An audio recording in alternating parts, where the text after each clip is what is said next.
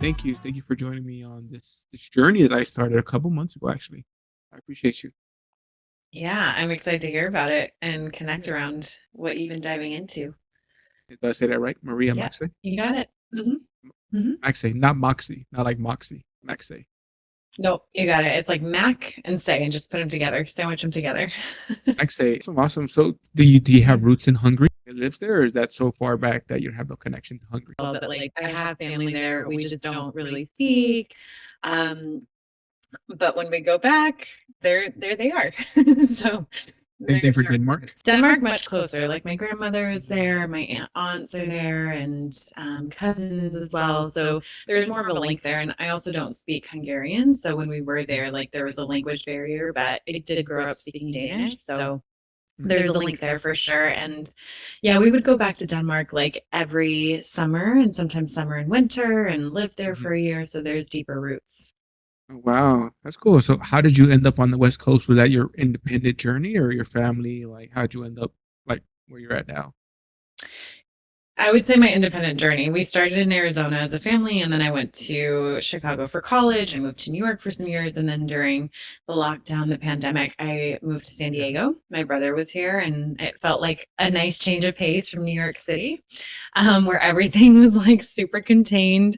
And so getting out to nature was a good moment. But since then, actually, the last 2.5 years, I've just been traveling throughout the world, like Mexico, Costa Rica, Puerto Rico, Portugal, and, yeah, I'm just back here for a little stint.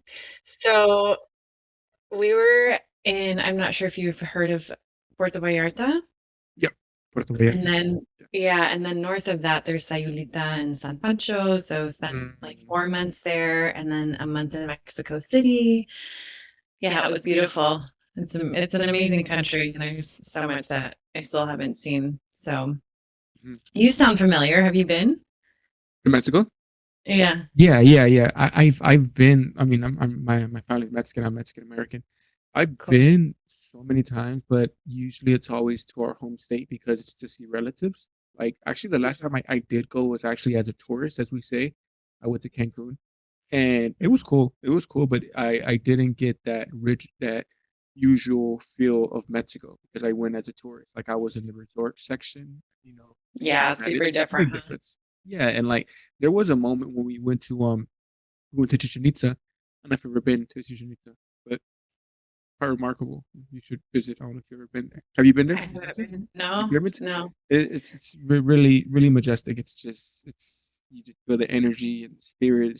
It's really something to behold because it's in the middle of the jungle. Everything around it is still preserved. Like it's still a jungle, and you're walking, and before you know it, there's like a clearing, and there's just huge pyramids, and it's beautiful. But that being said, the only time I felt like I was in Mexico was when we went to that tour because on the way back we stopped in a really small Mexican town, and they have plazas that are like town squares. Mhm. And when I got off the bus, they gave us like 20 minutes to get like a treat or something to buy something from a street vendor, and that's when I told my partner at the time, I told her, yeah, this is Mexico. Now this is Mexico. This is locals, kind of thing. Because when you're in a resort, for your own protection as well, you're kind of sheltered from from the everyday hustle and bustle Yeah. of a lot of Mexican communities.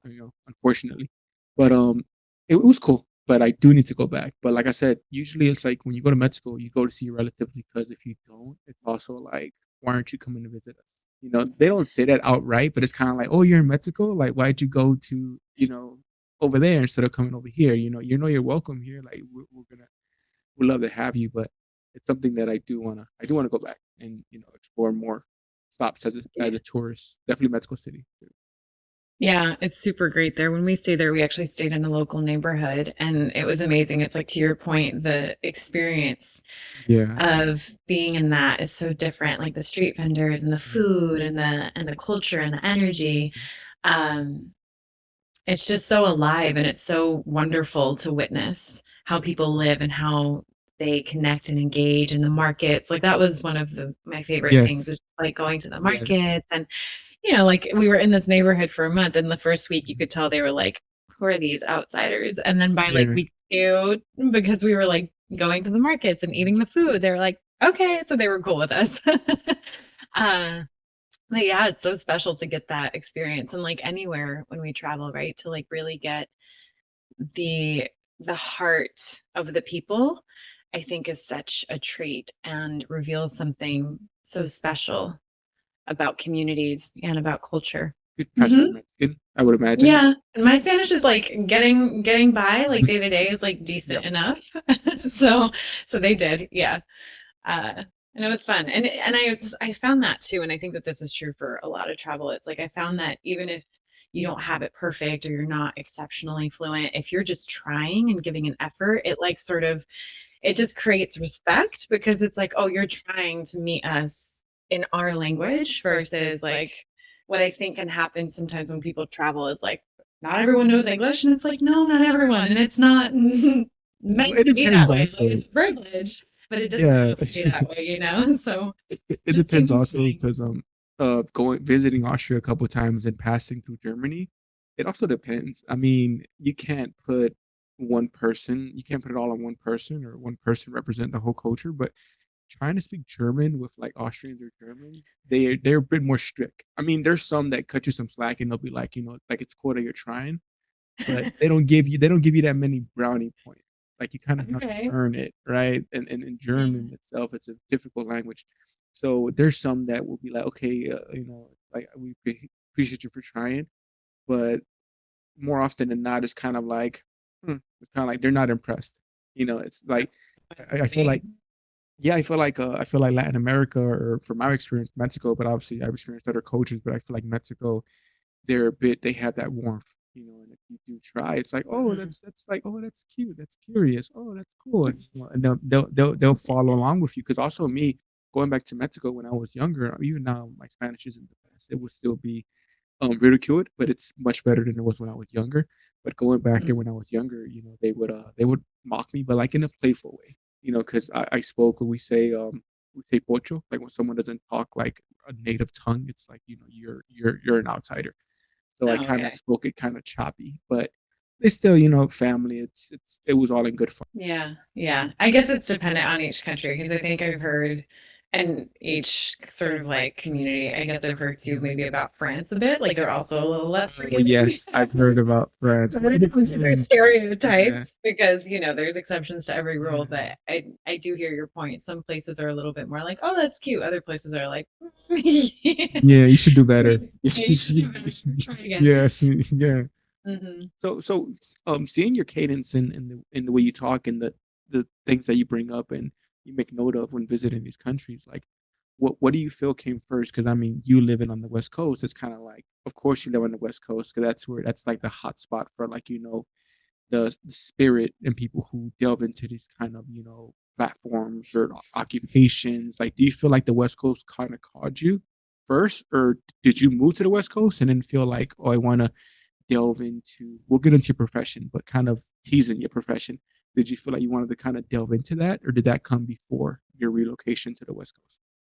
Yeah, that's a great question. It actually started way before. I grew up in a household that was very holistic, and my mom has been exploring spirituality and energy and well being and meditation and yoga since before I was born. So she was relatively new to it before I came into the picture, but it was still in the undercurrent when I entered the earth realm.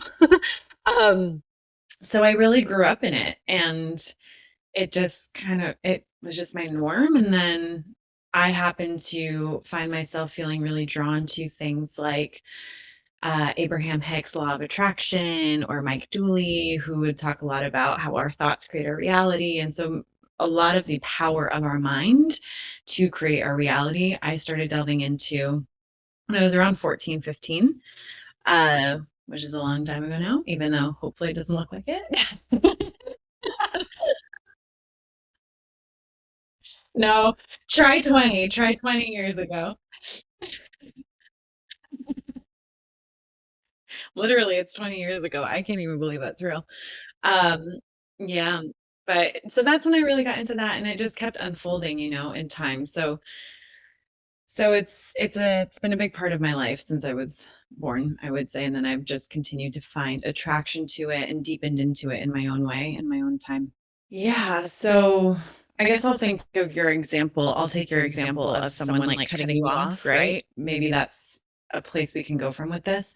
The way that the way that I think about that is I don't know if we're in like a crappy mood, we wake up on the wrong side of the bed, if that then attracts that car cutting us off, or if it's more so about the car cuts us off and how we respond is actually what creates our life, right? So I think that something that can come about in this idea of law of attraction and I'm creating my life is like if something happens to me that's uncomfortable or an inconvenience or painful or then I did this to myself versus like life is happening and then how we choose to respond is where the most of our power is, which then I do believe starts to create a, how should I say, it's like a ripple effect from those decisions, right? So the example I'll take, as I just said, is the car, someone cutting you off. If my response is, oh my gosh, maybe they just like totally forgot their exit was coming up. Or I once had a mentor who said to me, if you just imagine that everyone who cut you off was like rushing to find a bathroom because number two was about to happen and it was like the end of the world, how would you respond? And it's like, I might just be like, yeah, absolutely, like, go. I don't want that to happen to you. Just go. So if I choose to respond that way, now I'm going to show up in the next interaction. For example, I go to a coffee shop. The way that I enter into that space is of a lighter, positive energy, which is, yes, then going to be who I start to connect with and attract with, and my energy is going to radiate and magnetize to me. And it's also going to affect how I've then interact with, the barista. Let's just say in that moment, they're really busy and maybe, made a mistake on my order. If I'm in the energy of like, oh, that person cut me off, and now this barista is like got my order wrong, this starts to create my life and starts to magnetize to me because it's what I'm perceiving. It's my filter that I'm looking through, that everything is an inconvenience and people aren't paying attention. But if I'm like, "Oh my gosh, they're so busy, no problem. I totally get it. Mhm. I'll wait. I have a couple minutes for you to get my order right."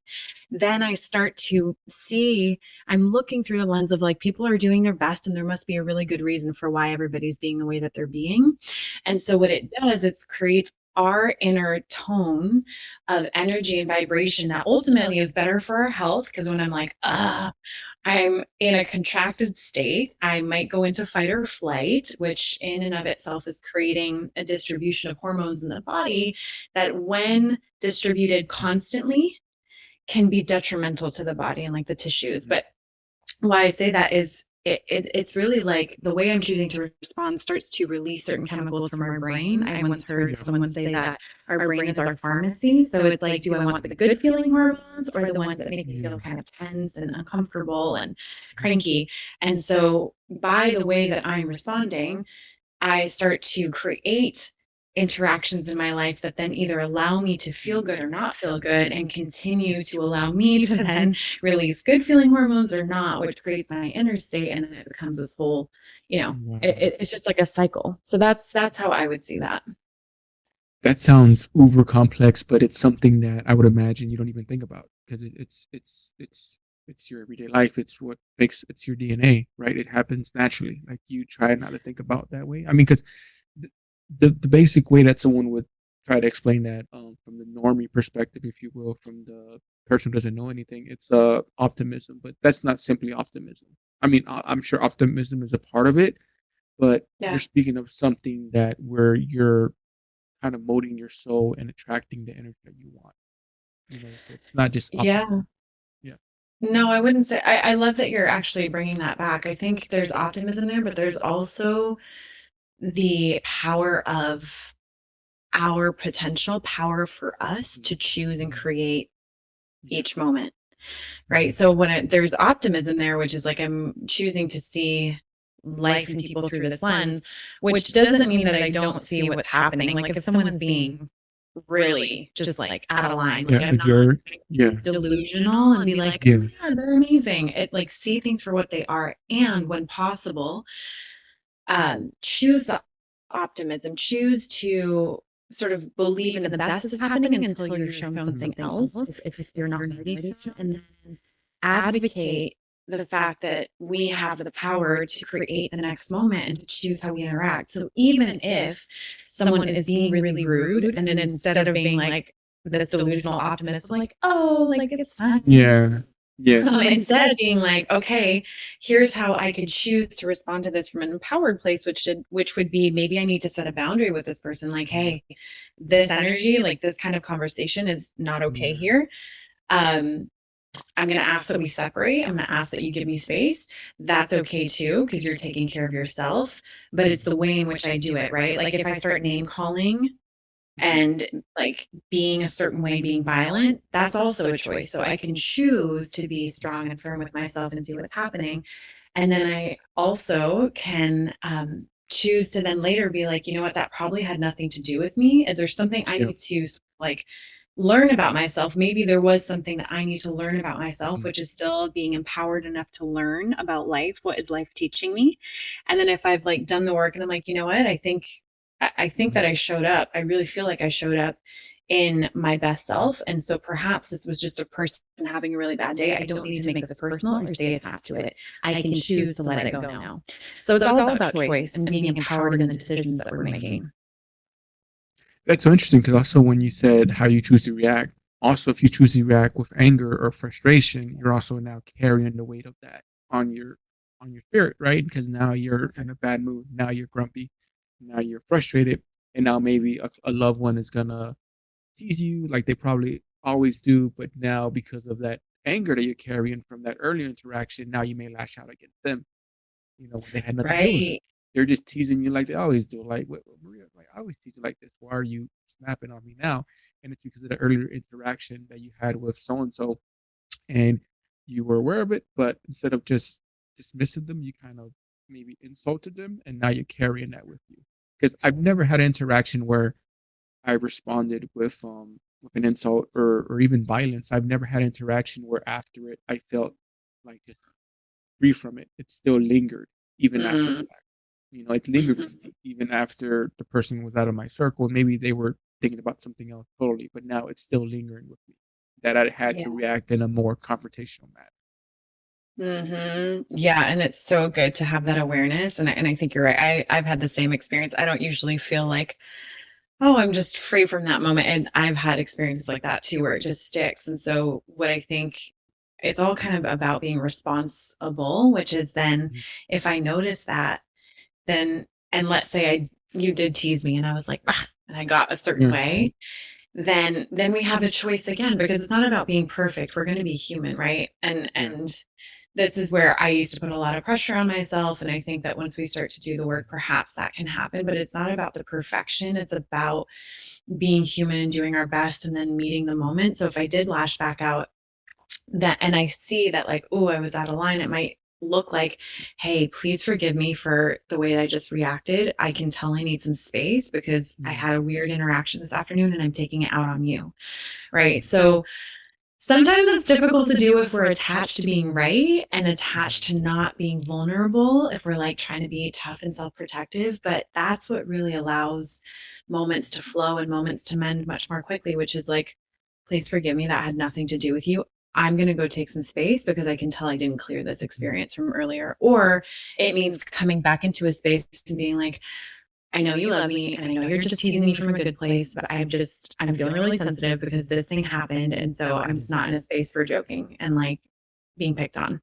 Yeah. Like we have the, and so those are the choices. And it's getting in, how do we do that? We get in touch with ourselves Mhm. and yeah, we get attuned to what's here. And when I'm attuned to what's here, then I can more easily show up in a space with someone else and navigate that experience.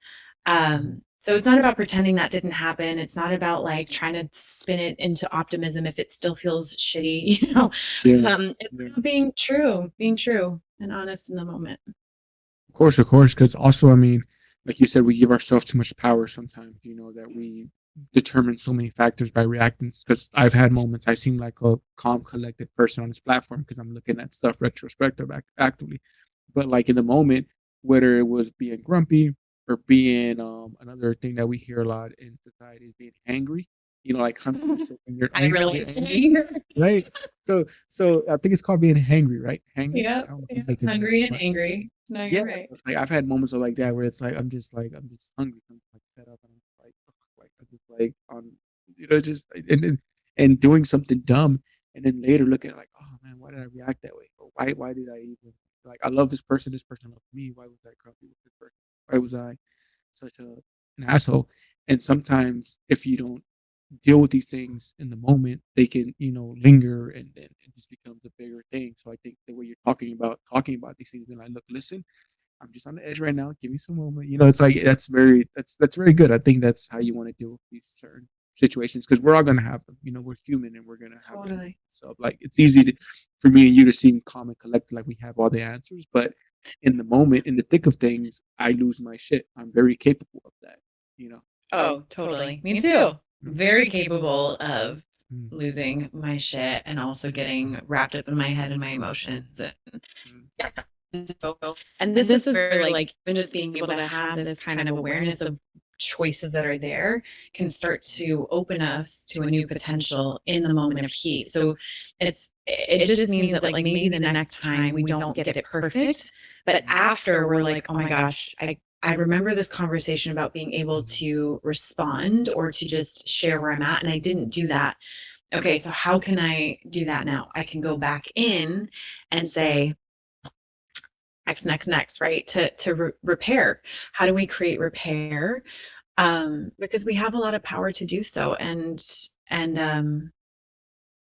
yeah, we have a lot of power to do so, and it also ends up being where I think a lot more connection and fulfillment begins to happen because it's often in the breakdowns that we have a breakthrough with someone, and that's something that I really took away from a program that I did a couple of years ago. It was just like embracing the breakdown. And I had been someone who was so averse to breakdowns, meaning like mistakes or failures. I was like, how do I not make a mistake? How do I not fail? How do I get it perfect? How do I be perfect?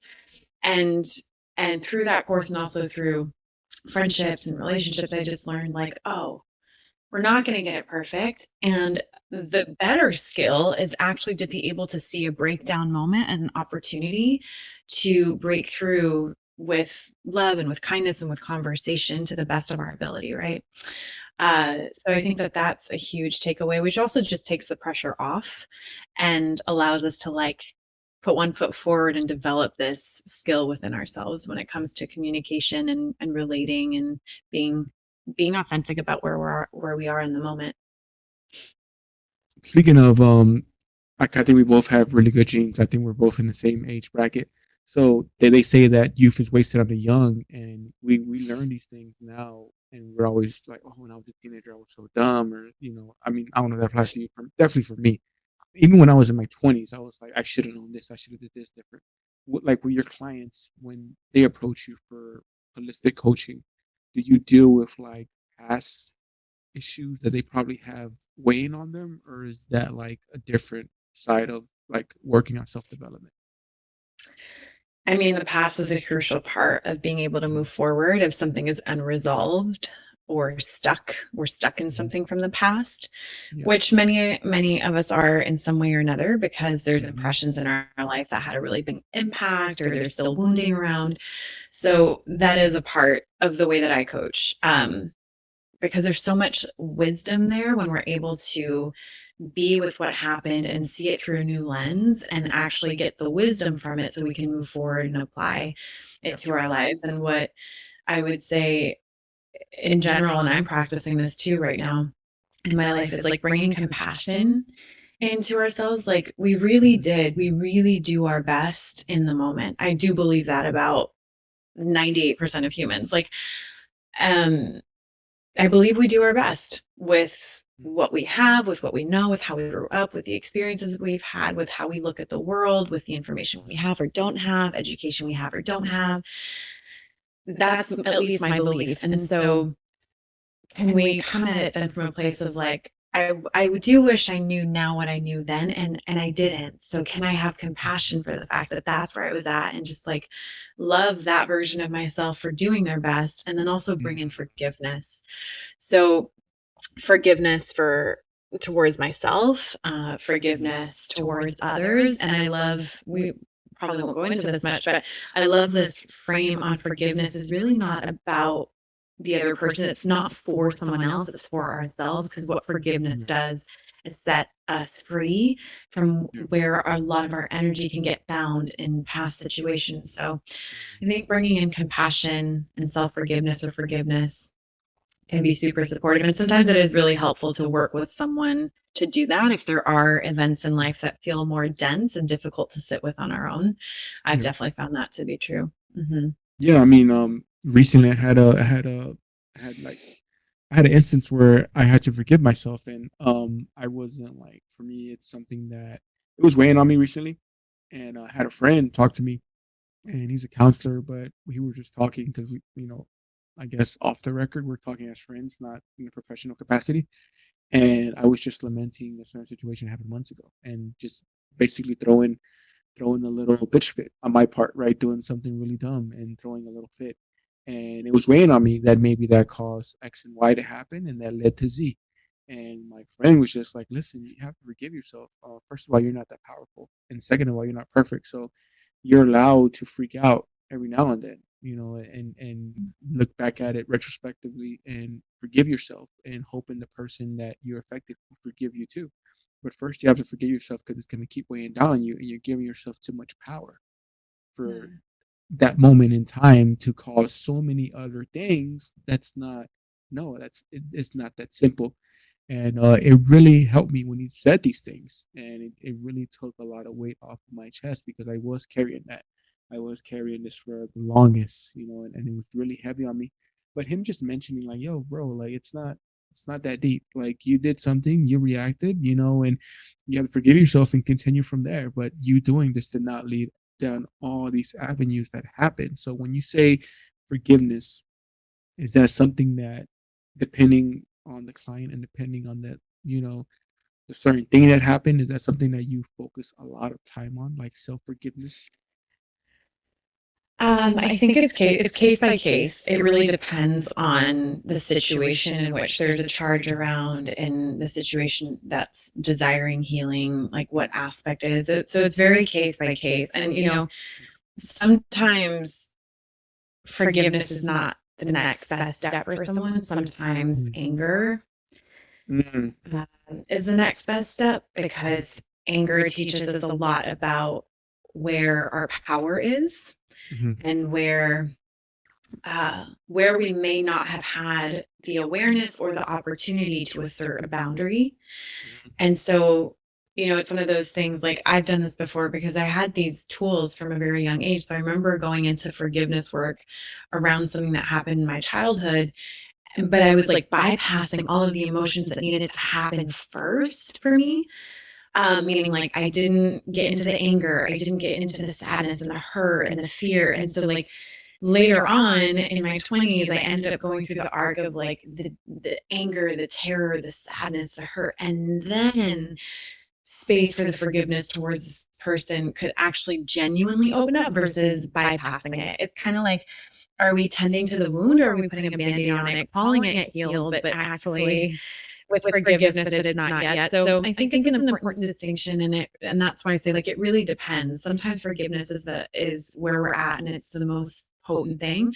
And either way, getting to that, I do believe is the thing that creates freedom in general. It may just mean that we need to allow certain emotions first, like deep anger or grief or sadness. And then when all of that is moved and felt through the body, now, okay, my heart's open to genuinely forgive so that I can be free of this. Yeah, yeah, that you hit the nail on the head to something that yesterday I actually saw it on a TV show, and the person, the character, he's a bit of an asshole, and total asshole actually. But that being said, he didn't go through these steps because I mean you're meant to be disgusted by this character. You're meant to be like ugh. So he goes up to the girl that he offended, and he's like, I understand at first I must forgive myself, and I forgive myself. It's like he didn't do all of the work, right? It's very self-serving when you say I'm going to Yeah. forgive myself if you don't do the work. Because if someone violates someone in like a very severe way, be it assault or something crazy, for the person to them, the perpetrator to be like, "Well, I forgive myself," so that's all that matters. Kind of like, Mhm. so that's on a different prism. So there's obviously different avenues to forgiveness. Yeah, and what you just said made me think of something that I'm actually sitting with in my life in this chapter in this day, which is like when it comes to self-forgiveness, it's like what you just said, the self-serving part, like, oh, I'm just gonna like not look at that. Yeah. I'm My good. But it's bad. like, Yeah. yeah, Yeah. my bad. But can I sit with the part of myself that I'm like, oh, that that's uncomfortable to see about myself, Mhm. s- so that I can not again put myself down, but be like, is this serving who I want to be, and is this serving how I want to show up in the world? Because if not, you know, then I will continue to create situations like this or have an impact Yeah. like this on people. And so, like, being able to sit with the sting of how we've done something that feels Mm, painful and uncomfortable yes. Yes. really is has the flavor, has an opportunity to see, to allow us to be like, I want to work on this. Mhm. For example, next time I'm in a situation like this, I really wish to do it differently. And here's what I can see I did, and here's how I'm responsible for this thing, and here's how I want to transform that. But I don't get there if I'm like, oh, I forgive myself, right? Mhm. So sitting in that seat of like, this is uncomfortable to see about myself. Mhm. And once I take it in, once I feel it, once I see it, once I understand the opportunity, then the compassion, Yeah. and I did my best, even though that sucks to see and feels hard to feel. And and then with compassion, and I choose to forgive myself so that I'm free of that moment, and I can now trust that I've seen it, tasted, integrated it, assimilated it, so I will do it differently next time. I will hold myself to a new standard, a new way of being. Yeah, because saying feel this thing, that's something that resonates with me. Because like I would be in class and it would be like I don't know quantitative reasoning, some random class, and it's like we all have moments when we think of like being awkward and being cringe, which is it's humorous. You know, we think about like the cashier said receipts in the bag and you say you too, right? Those cringe moments of like Mm. I said that, you know. So it's like, but on a deeper level with forgiveness and remorse, it's something that would just sting me out of nowhere. Like in class I would just think about it and I'll be like laughing and I'll just be like, oh, it just kind of just hits you, it just hits you and it's just like, oh man. And actually my siblings want to go to the place, the scene of the crime, but no actual crime, but the scene of the crime. And I'm already thinking like, oh, when I'm there, it's just I'm gonna feel upset to my stomach, but I gotta do it. I can't avoid this location because something happened there, you know, because it's Mhm. some dumb thing I did. I'm already knowing that if once I go there I'm gonna just feel like regret and all these things. But I feel like I need to do that. I need to face it. I need to be back in that little, you know, location where I did something really dumb. And we'll see. But that's something I'm gonna face very soon. Um, it would be just as easy to avoid it in a lot of Yeah, times very easy. we've Yeah, seen a very lot easy. of people Yeah. find it to avoid it, right? But what you said too is like when there's remorse or regret, like that's a human experience too, and something that I'm thinking about these days is like regret. If we beat ourselves up with it, is like intolerable, and of course you want to avoid that. But if we have a window of opportunity to meet the regret with like, what is this teaching me? Like, Yes. what do I want to extract about this? From that can then turn into something empowered or something just more loving, which is like if I regret the way I wasn't present with someone or spoke to someone, it's like, and then I'm like not looking at it because I don't want to feel Yeah. shame or embarrassment, which is valid. Like those are dense emotions, and yet when we look at them, they don't have to take over and keep us in avoidance or sort of like looking away from more aspects of ourselves. We can turn towards ourselves and be like, oh yeah, that's a little hard to sit with. And Yeah. what is the lesson here? What is the lesson for me? What is life teaching me? What do I have the opportunity to see now? Because we can turn what's uncomfortable into something that ultimately really does bring us up the scale of our own evolution, our own Yeah. expansion.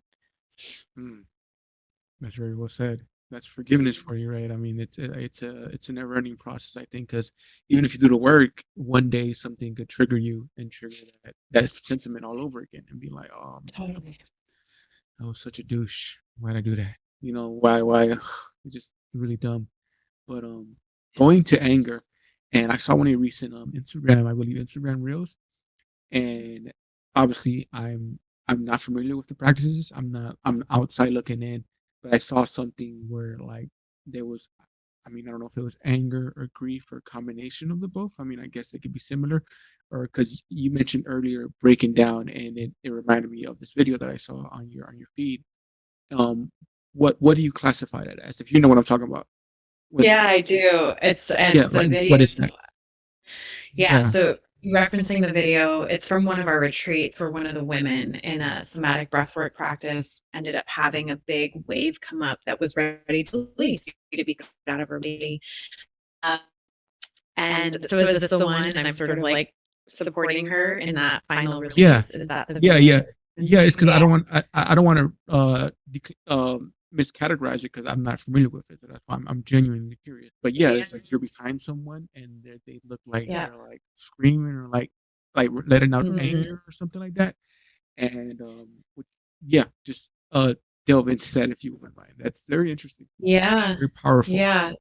Yeah. Yeah, it's such a powerful image for sure and moments and takes a lot of courage to be able to let ourselves go there. So just really honoring Yes. her. And what I would say is I don't actually know exactly what emotion she was experiencing. It may have been a dance of things. It looked to me like there was rage and anger and sorrow and all of it.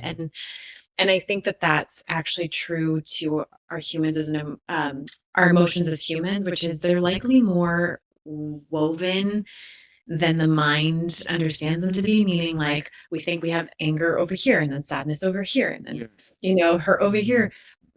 I think they're interrelated because I think different emotions are experienced in any moment that was challenging, right? So I can't say for her what it was, but what I can say is like I it wouldn't was ask you to either, because yeah. that's private. That's private. I wouldn't ask you that. I'm more so saying like, what is that? Like the practice itself, because that's a private. Practice I'm not. itself, yeah. I'm not So like, oh, tell me what exactly. No, that's private, man. That's her growth, and congrats, because it looked like it was definitely cathartic, but more yeah, so the practice itself, like from you know. gotcha. Mhm. So the practice itself is something that we do on our retreats called, and something that my best friend and I who run retreats together also offer one to one, which is somatic breath work. And so it's a breathwork practice that really starts to move the mind Mm. down into the body to create integration. So it's like getting out of the head into the body, into the wisdom and the intelligence of the soma, the body, through a breath work that on the first half of the That is breath. body. uh Soma? Mhm. Body. Okay. Yeah. Yeah. And so through the first half of the breath work, it's really designed to kind of press on the engine a bit, like put some pressure on the system Mm. to bring up what is a little, how should I say, it could be a little or a lot, but suppressed, repressed, and really to allow emotions to move freely through the body because it's understood that emotions are really energy in motion and often through our upbringings and through culture, those moments of energy that want to move, that look like an emotion are an emotion, can get suppressed and repressed if we're conditioned to believe like it's not okay to cry, it's not okay to be angry, you can't, don't be too much, don't be too loud. Mm. So I'm going a roundabout way of bringing it back to saying that that first part of practice really allows stuff to come up, to be cleared out. And then the second half of the practice allows people to repattern in a sense of clarity, of safety, of ease. Because the truth is, if the nervous system is running on a system of something feels not right or safe based on an experience I had in the past, the truth is that the body doesn't know that the path hasn't yet resolved itself if the emotional loop doesn't happen. So what I would say happened for this woman is that there was some event in the past where that full loop, full expression of an emotion around an event actually got to complete, which now leaves her body and her being in a much more resolved state, which allows her to get more present to the moment and create from the moment Mm. because our nervous system really does Yeah. get sort of like bound to previous events if they're not addressed. I don't know if that makes sense. I feel like I kind of went all over the map, but I hope that it paints the picture. Yeah, it makes sense to me, and I would imagine all listeners can probably correlate that, because it's something that if it stays there, like if it stays down there buried, obviously getting it out is going to be quite the task. The longer it's down there, and the bigger Yeah. the event, it's more, it's gonna like an equal and opposite reaction. To delve into that and get it out of there. Yeah, and what I would say is, just to add to that real quick, is like it often doesn't take as long or as much energy as we think to get to move that energy, let's say out of the body or through the body, because Mhm. the body wants to bring us back to homeostasis. It really does. And um I think often the mind gets more nervous about what the experience will be than the body is nervous about it. Like the body is ready, the body is strong, the body is able. Just the mind likes to be put together and know everything's going to happen. It doesn't like uncertainty, Yeah, but yeah. really an emotional clearing doesn't often take that long. And the body, the unconscious mind connected deeply to the fabric of the body, will only give us what we're ready to clear. It will never Mhm. overwhelm us unless we push something out. So I think that that's actually Mhm. something that's helpful to say, is like, if we go digging for it and are like, come on, I need to get out all my emotion, I need to get it out, Yeah. we may be going against the intelligent process of the body doing its healing, as opposed to, let me show up and let me do this practice and let me sit with Mhm. what's here. And then whatever my body is ready to handle and clear, it will clear, just based on the fact that it knows how to take care of me and bring me back to my best state of equilibrium today. Tomorrow might be Mhm. different. Next month might be different. Yeah. Yeah, it definitely. I don't know if you ever seen a film called Midsommar. Oh, yeah. It's intense. You seen the film, you know it. Awesome, Yeah. awesome.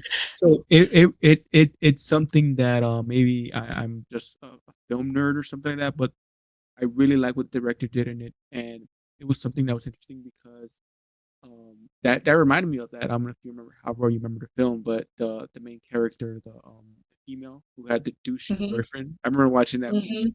with my partner and just being like, "This guy is such a freak. Can he die already?" And obviously, spoiler alert, it all happens at the end.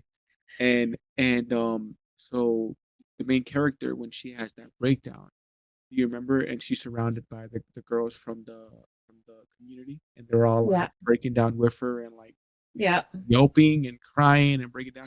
That kind of reminded me of that.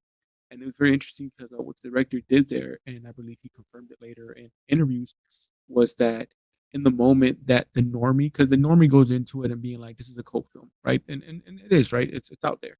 And the moment where they're being like dramatic and screaming and yelling and letting all of that out, that's when the normie would usually, the person who doesn't believe in these things and just it's all mumbo jumbo to them.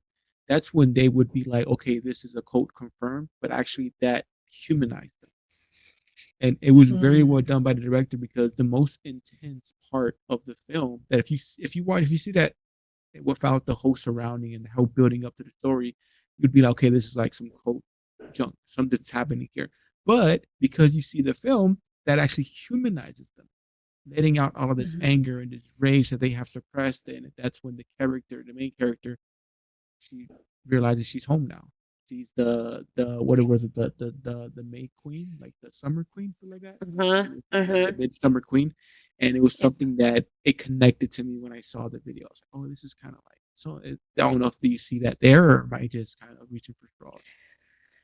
I mean, that's super cool. I would never have gotten to that connection myself, and I totally see it. And I think that what you just said is the beautiful thing. Our That emotional expression does humanize us, Yeah. and it does bring us closer together. And it's so beautiful to be able to be in spaces and create spaces where that gets to come online, and where people get to be like, oh, I'm not alone, and it's not just me, and it's safe to feel and it's safe to express, and I'm loved in my Mm. expression.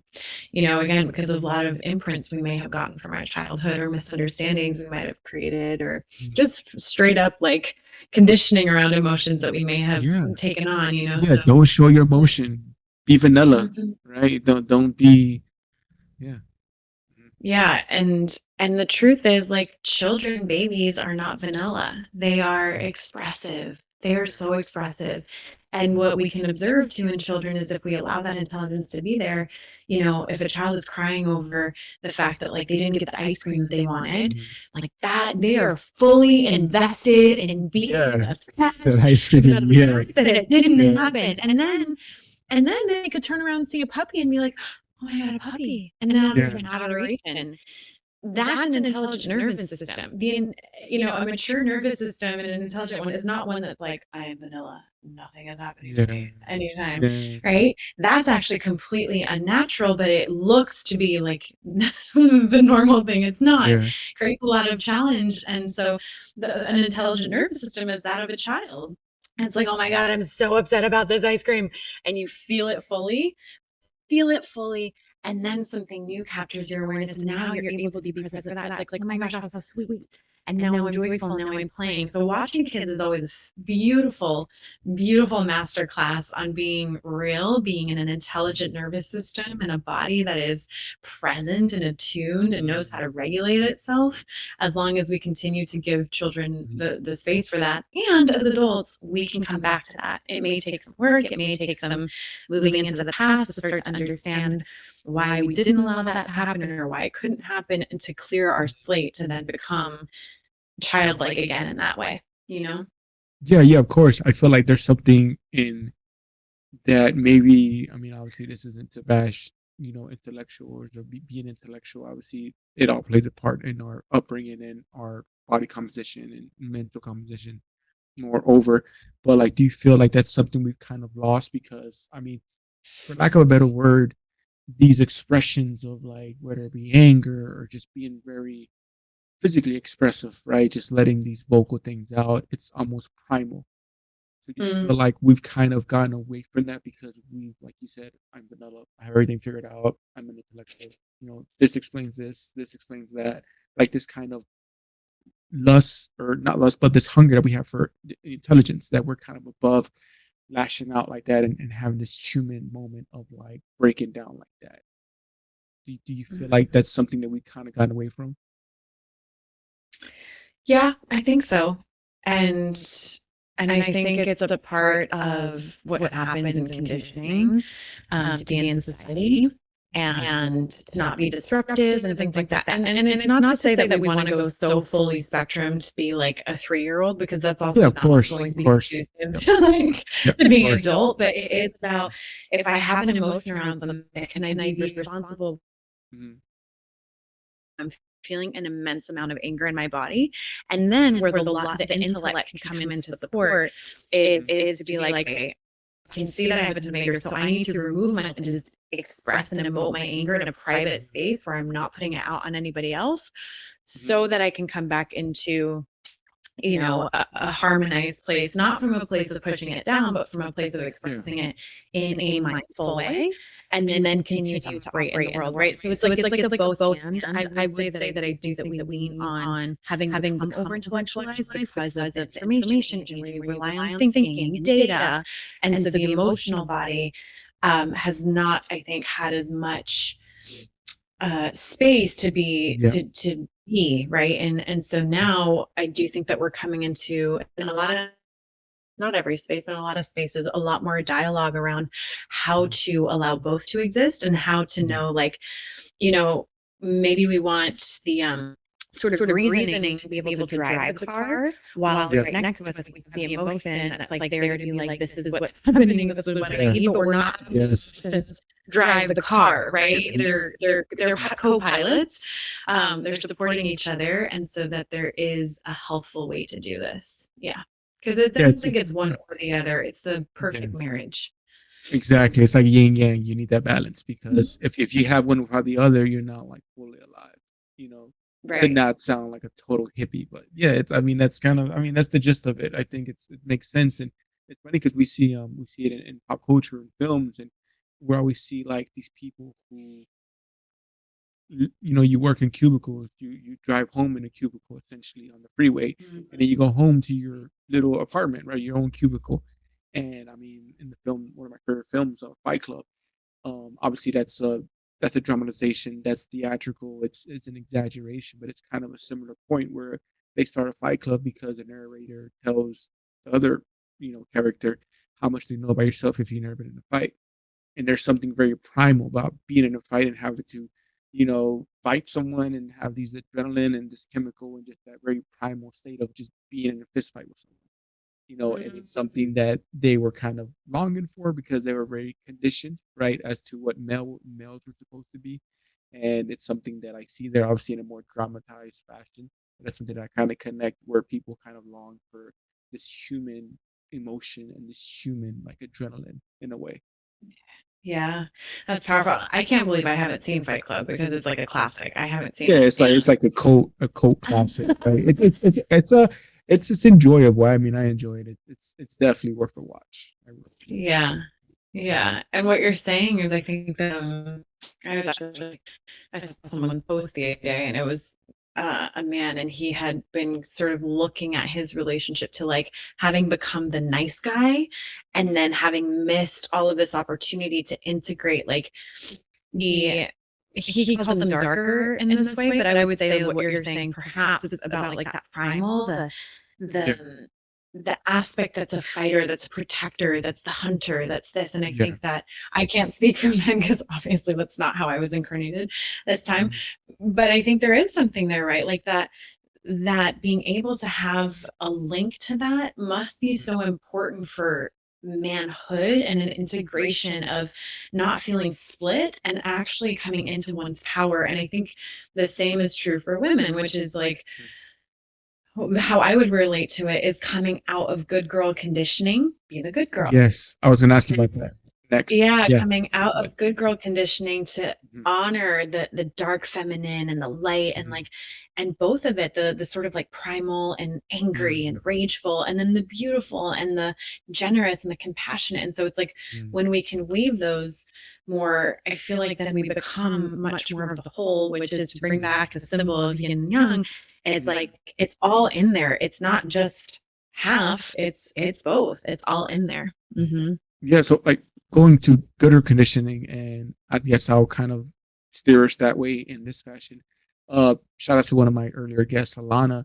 She mentioned how women, societally speaking, they're put in a position where they're being asked to be, it's like the Madonna complex, they're being asked to be, the Holy Virgin at the same time, Mm. the mother, the provider, which is, it's kind of a paradox. But do you feel like is that similar to good girl conditioning, or would you break that down for us? Good girl conditioning.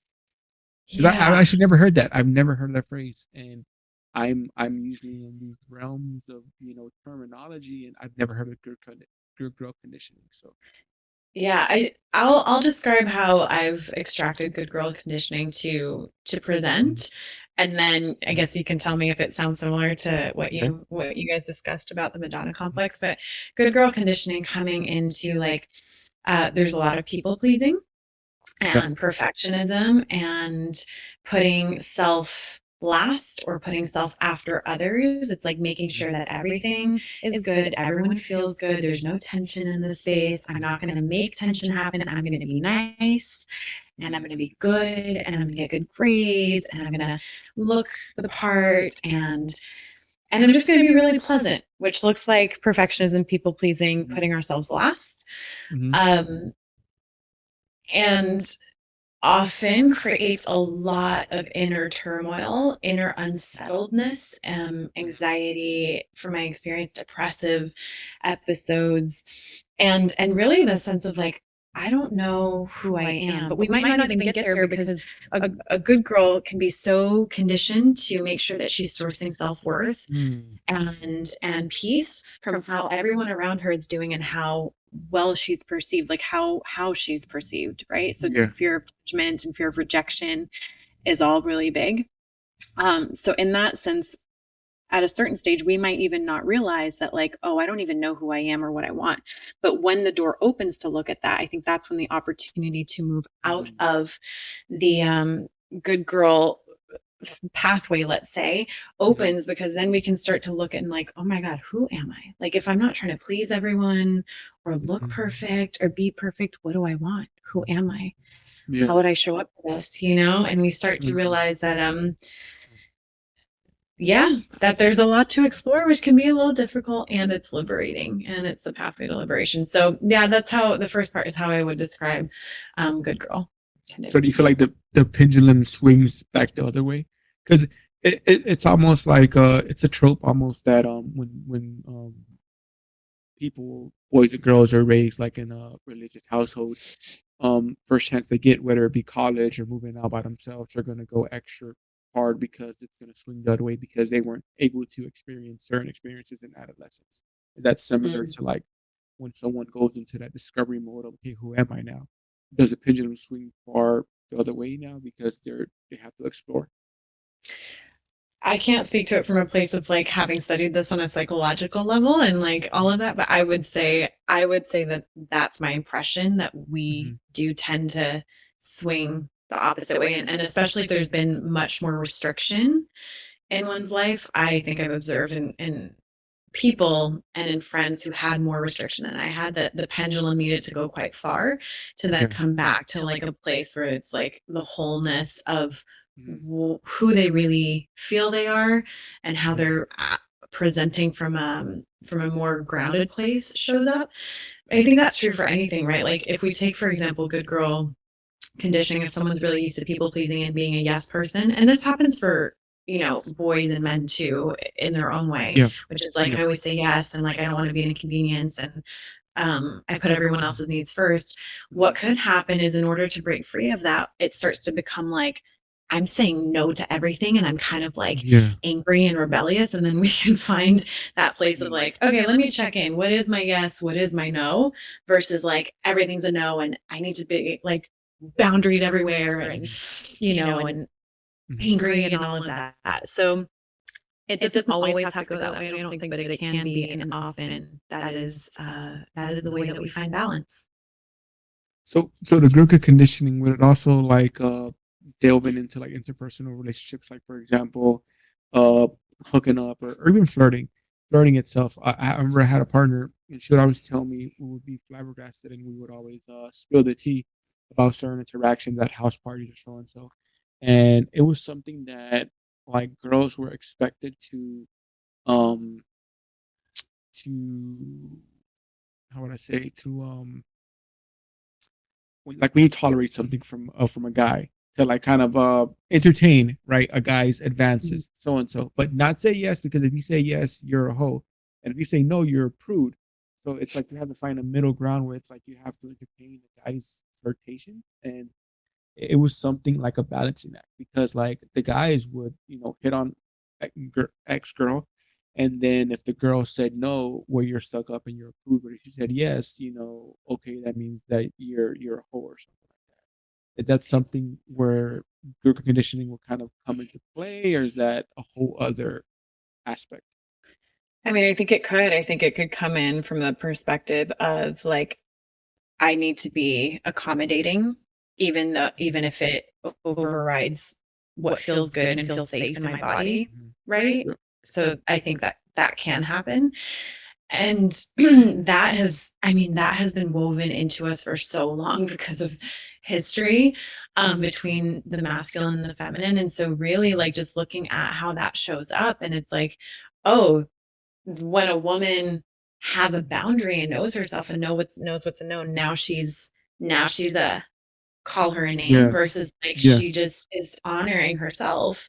Yeah. And it's really that simple, and yet it can be so shamed. So I do think that it takes a level of conviction and strength to be willing to just be true, and it's also really empowering, and it's important, and it's important to see how the masculine and the feminine, how we project onto the other, and how we label, because it can be quite harmful, and also what we're expecting, and also what we're making meaning out of. So especially in those moments, just observing like, oh, when someone is being like a yes girl, it maybe that's their most empowered true yes, now they're a name and they're Yeah. this, or when it's a no, then they're this. It's like, what if it's just this is what feels right and this is what doesn't feel right. And now we Yeah. get to like drop the labels and honor people's yeses and nos, both Mhm. sides.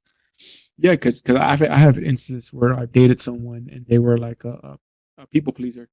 And I mentioned in another episode that one time in high school was a huge argument because I tried to put myself in the middle of the situation where this person was asking a partner of mine to do something that was way out of the way, so inconvenient, made no sense. You could easily do it, but you wanted to stay at school, basically just messing around or whatever.